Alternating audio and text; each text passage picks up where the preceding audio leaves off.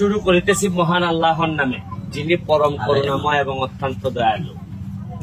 পুকুর করতে গিয়ে পুকুর চুরি, এইটাও একটা পর্যটন হইতে পারে। আজকে আপনাদেরকে একটা জিনিস দেখাইতে চাই। আমার নিজের এলাকায়, যে এলাকার এমপি আমি, এই এলাকায় পর্যটনের নামে এইরকম একটা সুন্দর জায়গার মধ্যে এইখানে একটা পুকুর ছিল। এই পুকুরটা বানানো হয়েছে আবার, এবং এটার জন্য সরকার থেকে নিয়ে নেওয়া হয়েছে 80 লক্ষ টাকা। যেটা নিউজের মধ্যে আমি যেটা দেখলাম, নিউজের ওই সময়ের নিউজ কালের কণ্ঠতে হয়েছিল, দেখলাম এই 1 কোটি টাকা বরাদ্দ হয়েছিল। এই পুকুরটা যে পুকুর ছিল, এই পুকুরটা খনন করতেই 80 লক্ষ টাকা নেওয়া হয়ে গেছে। এরপরে পুকুরের জায়গায় পুকুর, পর্যটনের জায়গায় পর্যটন, কোনো প্ল্যান নাই, কিচ্ছু নাই।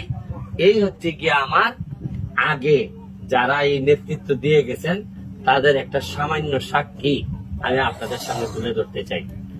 যেটারে আমি পর্যটন নগরী বানাইতে চাই, আইসা আমি দেখলাম যে পর্যটনের কি অবস্থা হয়েছে। কি কারণে এই আমার এলাকার এত বেশি মানুষ আমারে ভোট দিয়েছেন, কি কারণে মানুষ এরকম একজন রানিং মন্ত্রী রেখে তারে ভোট দেয় নাই, এটার একটা জ্বলজ্বন্ত উদাহরণ আপনাদেরকে দেখাইতে চাই। এইটা করতে গিয়া 1 কোটি টাকা শেষ, পুকুরের কোনো কাজও নাই, কিচ্ছু নাই। পুকুরে 7 বছর ধরে এইভাবে পড়ে আছে পানি, অথচ এটা পুকুরই ছিল। এখানে 80 লাখ টাকা খরচ করা হয়েছে। আর 2-3টা চেয়ার বেঞ্চি বসাইয়া 20 লাখ নাই। রাষ্ট্রের সরকারের 1 কোটি টাকা এখানে শেষ, অথচ উন্নয়ন বলতে কিচ্ছুই হয় নাই। এখানে যিনি মেম্বার সাহেব, স্থানীয় মেম্বার সাহেব, আপনি কি তা শুনছেন? একটু শুনছেন?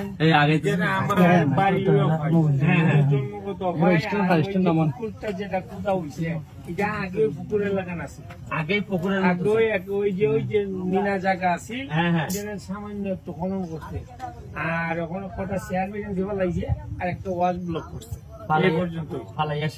যে আমরা ভাবুন যে খাত যখন অফ রয়েছে, তখন যে এখনো 60 লক্ষ টাকার নাকি একটা ফেসপাস আছে।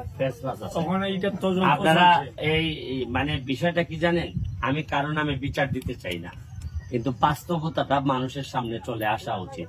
এবং আমার এলাকায় যতদিন আমি এমপি থাকবো, প্রতিটা কাজ এইভাবে আমি চাই একদম ক্যামেরার সামনে হোক, সবাই যেন আমাকে চ্যালেঞ্জ করতে পারে। আজকে আগের আমলে যদি সাংবাদিকরা বা অন্যরা যদি চ্যালেঞ্জ করতো, তাইলে হয়তো এতটুকু গুনাহ করা সম্ভব হইতো না।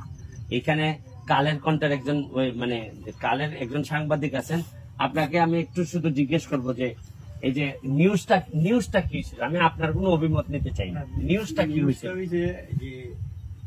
পুকুরের কেমন পুকুর চুরি করা হয় এটা দেখেন।